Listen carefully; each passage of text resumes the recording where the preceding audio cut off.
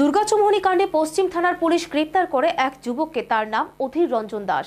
বাড়ি বর্ডার চক্কর এলাকায়। সোমবার সকালে আইসিপি সংলগ্ন এলাকা থেকে তাকে গ্রেফতার করা হয়।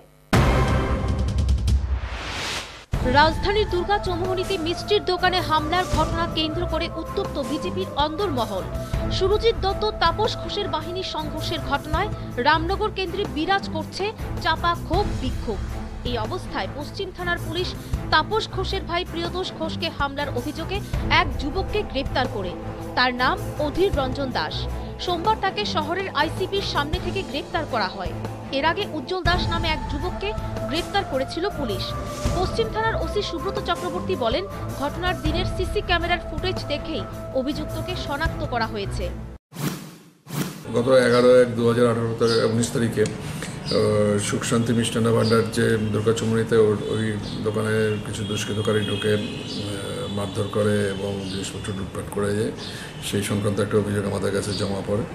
তো এরপরে আমরা তদন্তে সিসিটিভি ফুটেজ ওই দোকানে যে ছিল ওটা বিশ্লেষণ করে আমরা বেশ কিছু লোককে আমরা শনাক্ত করি। তো এর আগেও আমরা উজ্জ্বল দাস বলে একজনকে অ্যারেস্ট করেছি। আজকেও আমরা অধীর রঞ্জন দাস বর্ডার গোলচক্কর আইসিপির এখান থেকে তাকে আমরা অ্যারেস্ট করি এবং কোর্টে পাঠাচ্ছি।